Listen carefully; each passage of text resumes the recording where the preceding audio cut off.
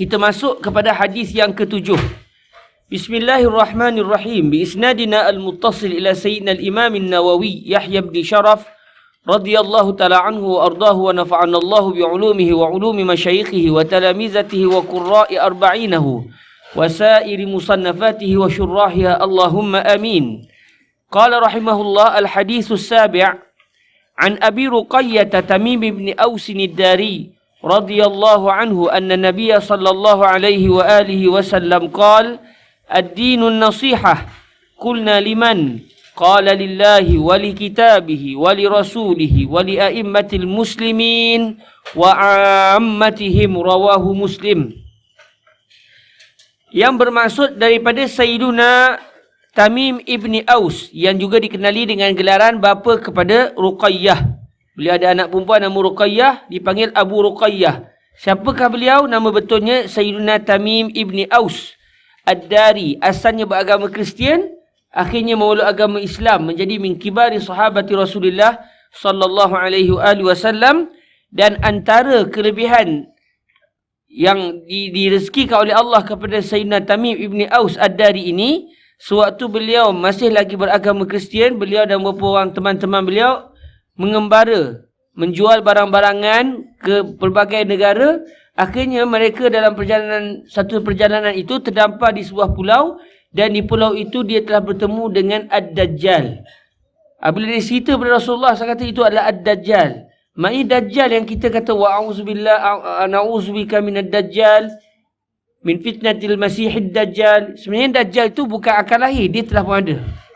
Hari ini memang ada. Pada zaman Nabi, antara yang pernah melihat Ad-Dajjal adalah Sayyidina Tamim ibni Aus ad-Dari radhiyallahu anhu. Dan kalau menurut guru saya Fadilatul Syekh Yusri bin Rushdi Al-Hasani, Ad-Dajjal itu adalah Musa As-Samiri, yang sezaman dengan Nabi Musa yang telah mencipta patung lembu tu. Dia itulah kalau menurut guru saya.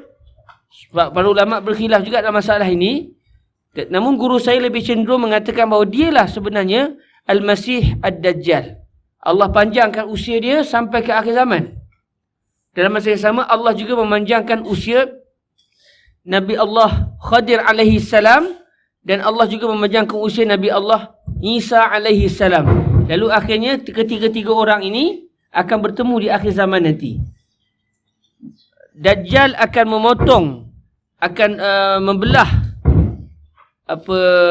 badan Nabi Allah Khadir alaihi salam, kemudian hidup semula. Lalu Nabi Allah Khadir mengatakan, aku beriman bahawa kamu benar-benar adalah Ad-Dajjal. Dan Dajjal akan dibunuh oleh Nabi Allah Isa yang juga panjang usianya. Jadi daripada Sayyidina Tamim ibni Aus ad-Dari radhiyallahu anhu, bahawa sesungguhnya Nabi sallallahu alaihi wasallam bersabda, ad-dinun nasihah, agama adalah nasihat. Agama nasihat ke? Tak, agama kita agama Islam. Agama adalah agama Islam. Nasihat bukan agama. Ke siapa bagi nasihat itu ni main dia telah beragama?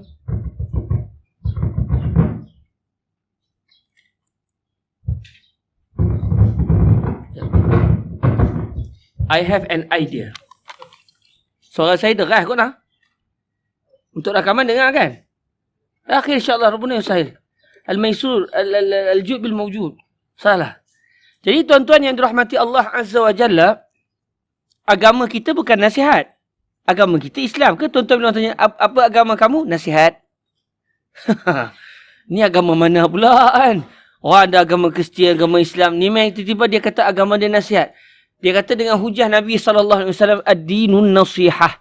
Agama adalah nasihat. Jadi di sini tahulah kita bahawa ayat ini, sabdaan Nabi ini ada unsur kiasan. Ada unsur majaz. Sebab agama kita bukan nasihat. Nasihat itu termasuk di dalam perkara yang dituntut oleh agama. Namun agama kita bukan nasihat. Namun Nabi sebut, menunjukkan bahawa nasihat merupakan perkara yang penting, seakan-akan Islam ini semuanya adalah nasihat. Seakan-akan Islam ini adalah semata-mata nasihat. Maknanya di sini Nabi SAW meminta umat Islam menjadi Muslim, kaum muslimin yang sentiasa memberikan nasihat. Memberikan peringatan, memberikan nasihat, dan Alhamdulillah kita berada dalam majlis menasihati. Untuk kita sama-sama taat kepada Allah Azza wa Jal. Jadi apabila agama itu nasihat, Maknanya urusan agama kita ini berdiri teguh di atas dasar nasihat menasihati. Lalu kata Sayyidina Tamim Ibni Aus Ad-Dari, kata beliau, kami bertanya kepada baginda Nabi SAW, untuk siapa menasihat ini, apa fokusnya? Apa tajuk nasihat? Untuk apa? Maksudnya apakah fokus nasihat? Nasihat untuk apa? Nak ajak orang bawa ke mana? Tu soalannya. Liman. Untuk siapa nasihat ini? Maksudnya nasihat kami ni kami nak fokuskan untuk tujuan apa? Lalu kata Nabi SAW, lillahi wali kitabihi wali rasulihi wali a'immatil muslimina wa ammatihim. Fokus nasihat ini adalah untuk Allah. Ajak orang kepada Allah. Ajak orang kepada kitab Allah. Menasihati orang untuk mereka pergi menuju kepada Rasulullah. Mengajak orang untuk pergi kepada para pemimpin umat Islam. Dan mengajak umat Islam sesama mereka. Itu adalah fokus nasihat. Lalu kata para ulama kita, nasihat untuk Allah, bukan maksudnya kita menasihati Allah. Mustahil. Maksudnya kita mengajak manusia untuk menuju, mencari Allah Azza wa Jal. Maksudnya termasuklah kita mengajak orang kepada agama Islam.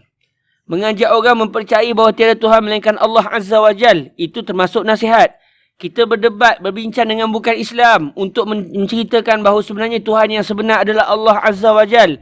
Kita datangkan bukti-bukti bahawa sebenarnya Allah adalah Tuhan seluruh alam. Itu adalah nasihat. Apa lagi maksud nasihat? Mengajak orang supaya cintakan Allah. Itu juga termasuk dalam nasihat. Jadi maknanya ia adalah fokus kepada nasihat. Mengajak orang taat kepada perintah Allah. Mengajak orang untuk menjadi hamba Allah yang taat dalam melakukan ibadah. Ini semua dianggap sebagai nasihat. Fokus nasihat kita adalah untuk mengajak manusia kepada Allah. Daripada bukan Islam kepada Islam, dan daripada Islam kepada lebih taat kepada Allah Azza wa Jal. Kemudian wali kitabihi. Fokus nasihat yang kedua adalah wali kitabihi. Mengajak manusia kepada kitab Allah. Maknanya kita menceritakan kepada non-Muslim betapa Quran ini adalah mukjizat. Bawa kepada mereka, sebut kepada mereka. Cuba bayangkan, Nabi kami tidak pernah membaca dan menulis. Tidak pernah mempelajari ilmu. Duduk hanya di Jaziratul Arab, di Makkah Al-Mukarramah. Tidak pernah berkelana sampai ke Mesir, sampai ke Iraq. Tak pernah. Tiba-tiba cuba tengok apa isi kandung Al-Quranul Karim. Cerita tentang peradaban Mesir. Cerita apa yang berlaku terhadap Fir'aun. Apa yang berlaku terhadap Namruz. Bahasa apa yang mereka gunakan? Bukan bahasa Arab. Mereka bahasa adalah bahasa lain daripada bahasa Arab. Tengok bukti-bukti ini. Baik, bila Nabi tahu benda ni? Bila Nabi belajar? Bila Nabi mengambil maklumat ini daripada siapa? Tak ada.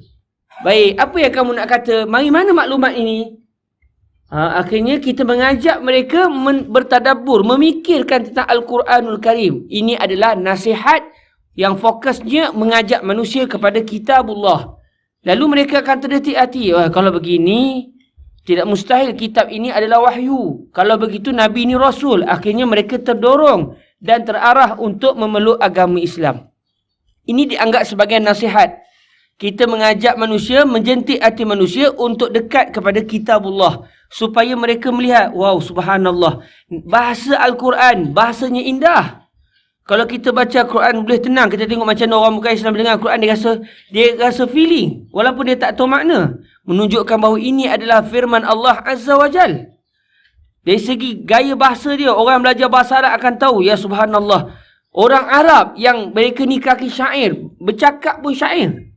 Nabi SAW pula subhanallah. Daripada umur baginda muda sampailah baginda diangkat, diutuskan sebagai Rasul, dizahirkan sebagai Rasul.